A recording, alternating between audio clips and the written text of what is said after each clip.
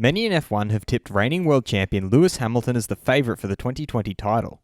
The first race, however, did not go Hamilton's way as he finished off of the podium and picked up 2 different penalties over the weekend. As it stands, these penalty points may prove quite costly down the line for him. I'm your host Dillon Shelley, and first up on Formula World, Hamilton not convinced he's at fault for Albon incident. According to the current rules of F1, a driver will automatically get a race ban as soon as they accumulate 12 penalty points. Lewis Hamilton is halfway there after he added 4 more points to his previous tally of 2 to bring it to a total of 6 points in a 12-month period.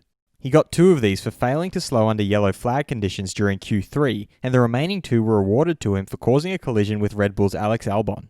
This current cycle began on the 17th of November last year, which means that if Lewis manages to get another 6 points before November, he would face a race ban. His team boss Toto Wolff gave his perspective on the collision with Red Bull's Alex Albon that resulted in the latest of these penalty points. These stewards are always in a difficult position to make the right decisions. I'd certainly say from our perspective, the 5 seconds were too harsh. Hamilton, meanwhile, feels that it was nothing more than a racing incident. I can't believe we were making contact with each other again, but it really felt like a racing incident. I have to accept any punishment I get and will focus on next week. Red Bull's team boss Christian Horner, however, feels that Hamilton got off easy. We had more grip there and Hamilton misjudged the situation. A penalty of 5 seconds isn't enough. Lewis must apologise. Alex Albon then summed up the crash in his own words. I wanted to do the overtakes in the first 5 laps after the safety car. I was confident and the car felt good at that stage of the race. I feel like Brazil was a bit more 50-50. This one felt like I had completed the move already. I was already focusing on Bottas in front of me. There's always a risk with overtaking on the outside, but I gave as much space as I really could. I was right on the edge. I knew as long as I gave him all the space I can give him, it's up to him if he wants to crash or not. Fast feed.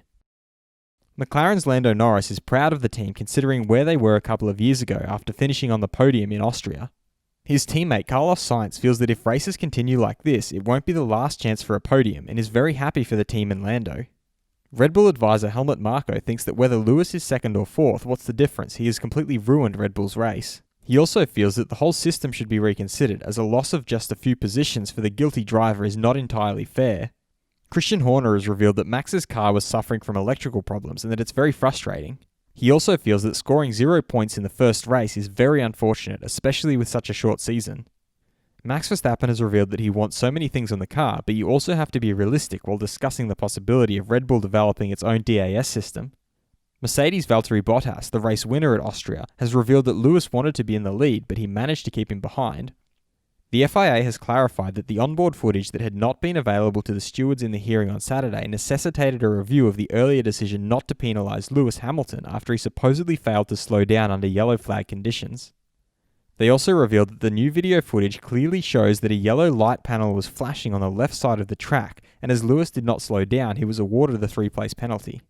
And all of this was set in motion after Red Bull had protested the initial decision made by the stewards.